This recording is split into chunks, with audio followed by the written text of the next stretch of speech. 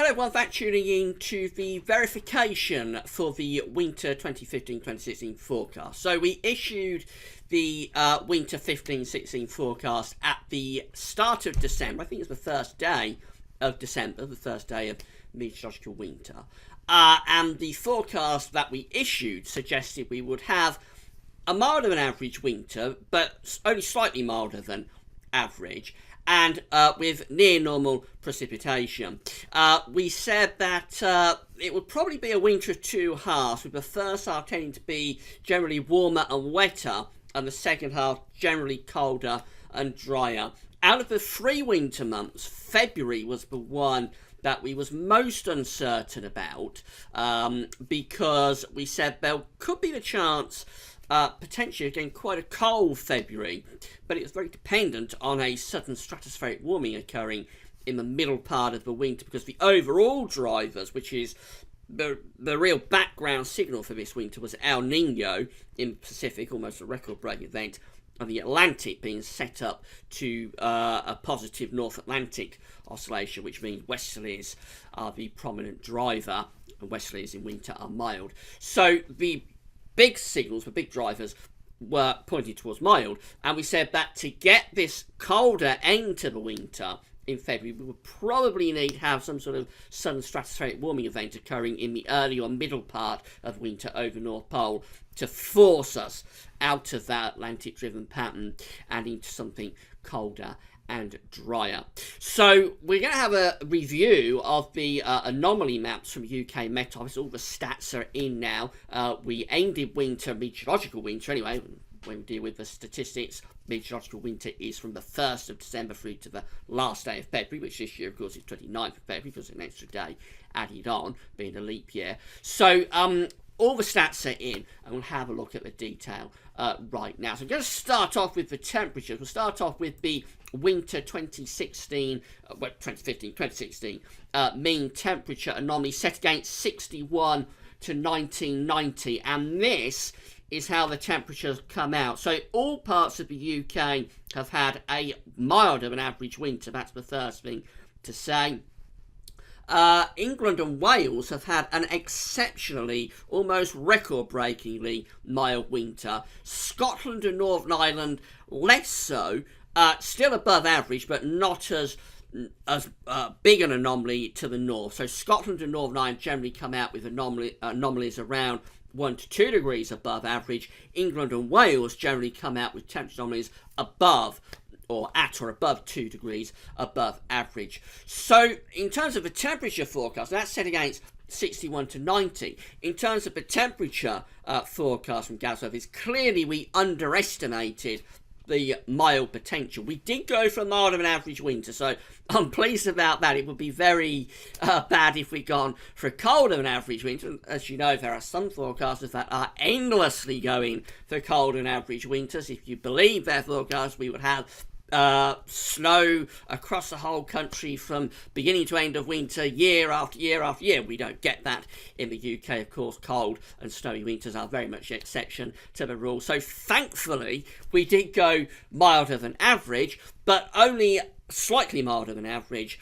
And clearly, we've had a much, much milder, much warmer winter than that. So in terms of a temperature forecast, well, we got the signal right, the overall signal for being a milder than average winter, but we underestimated the extent of that warmth. That's set against 61 to 90. The more modern average is 81 to 2010. Remember, 61 to 90, it's important to remember with these averages, 61 to 90, I think it's still the official UK Met Office average, but it's a very, very old temperature average now, and it encompasses that severely cold decade of winters that occurred in the 1960s. There was a cooling that took place in the 1960s. The reasons aren't all that well understood why this happened, but the 1960s had many cold winters, of course, that exceptionally severe cold winter 63, and also the summers were rather poor in the 60s as well. The best summer was around 1969. Even that wasn't all that much to write home about. So the 60s were a cold decade, and that is a colder temperature average then, of course, 61 to 1990. If we compare it to a more modern average that takes into account the warming that's gone on through the 1980s and 1990s particularly, which is 81 to 2010, this is how the anomalies come out. And there's not a great deal of difference, really. England and Wales still come out 2 degrees or more above average. Northern England a little bit less warm than on the 61 to 90 average. There's 61 to 90, there's 81 to 2010. A little bit less warm for Northern England and a little bit less mild for Scotland and Northern Ireland. But you see, whichever average we use, all parts of the country come out above average, with above average temperatures this winter. Even in the north of Scotland, the temperature anomaly is still a bit above average. And it's just less extensive, that deep red area, which is the record-breaking warmth. I suppose if we were saying anything about 81 to 2010, it will probably be that Scotland was fairly close to the GavsWeatherVids.com winter forecast, but I'm clutching at straws a little bit there. But it's only slightly above average for the bulk of Scotland, set against 81 to 2010. So little bit clutching at straws, but I suppose Scotland, you could say, against 81 to 2010, Scotland comes out with a slightly milder average winter. But it makes no difference which anomaly we use for England and Wales. Exceptionally mild winter with both 61 to 1990 and 81 to 10. How this breaks down month by month is quite interesting. This is December, and a very warm month across the whole country in December. Even northern Scotland comes out with a really warm month. England and Wales, well, this is anomaly set against 61 to 990 of 3.5 degrees above average for England and Wales. Actually, it was warmer than that.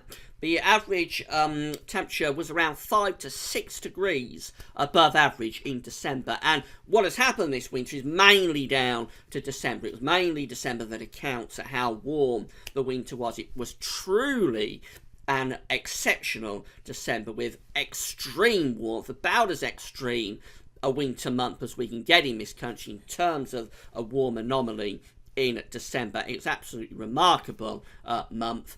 And it accounts for a lot of what's happened this winter. For January, the anomalies are nowhere near as dramatic. Look at this. The temperature anomaly against 61 to 1990 in January, generally around a degree to a degree and a half above average for England and Wales, less than a degree above average for Scotland and Northern Ireland. So January is pretty much in line with the GavsWeatherVids.com winter forecast, actually just slightly milder than average. And the same is true for February. In fact, February across much of Scotland and Northern Ireland, set against 61 to 1990, comes out just average. If you compare it to 81 to 2010, February would probably be a bit colder than average for Scotland. For England and Wales, again, not as great an anomaly as earlier in the winter, generally around 1 to 1.5 degrees above average. So the idea in the winter forecast that we would have the warmest weather early on and it would generally trend cooler later,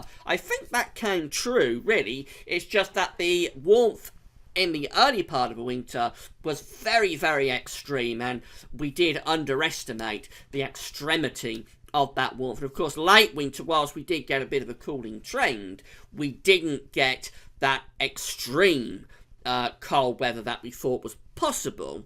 Only said it was possible that we could get a very cold spell in February. We didn't get that. We just cooled to something closer to average. In terms of precipitation this winter, we said it was likely to be near normal precipitation. Again, wetter earlier with the warmest of the weather and then drier later. And I think that came true to some degree also. But again, underestimated the extent of the rainfall in the north, although you see that in the south it wasn't all that wet a winter at all. So for many parts of eastern England, for example, East Anglia, southeast England, the rainfall anomaly is only around average. But for Scotland, Northern Ireland, Northern England, Wales, it was a very wet winter. And again, much of that is down to December, which was exceptionally wet, but also exceptionally warm month. Particularly, I'm sure you remember it, in those northern parts of the country exposed to the westerlies, the southwesterlies, so Cumbria, for example, southwestern Scotland, some parts of Wales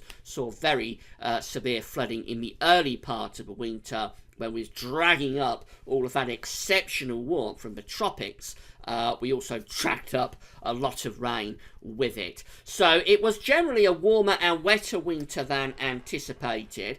But we did get that sort of trend that it would be warmest and wettest earlier on, and then cooler and drier later. All of that came true. It's just that the anomalies were generally much more extreme than anticipated. Now, I suppose if we take anything from this, it is that when you combine a very strong El Nino, and it was a really strong El Nino, this one, when you combine that with an Atlantic that's set up for a positive NAO, I suppose really what you take from this is that you're going to get a pretty mild and wet winter. So a bit hit and miss with the winter forecast. It could have been better. It probably could have been worse. We could have gone for colder than average winter. I'm glad we didn't do that. But that's it. That closes the book on winter 2015-2016. As ever with GazWeathers.com, whether the forecasts are right or whether they're wrong, we don't cherry pick anything. I just present the data to you, and you can make up your own mind about how the forecast panned out. So it's very important when we're issuing longer range forecasts that we go back and verify those forecasts to see what happened. And whether it's good or bad, it's important that we allow you the opportunity to see what you think to the forecast.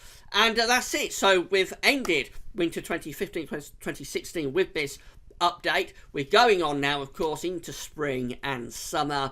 Can you believe it's only 6 months away before we start the updates for the winter of 2016-2017? That will all kick off in September. So in the meantime, we've got, of course, summer to get through. The summer forecast will begin, I think the first one will be on Easter Sunday, actually, in a couple of weeks. So that'll be starting up in a couple of weeks' time.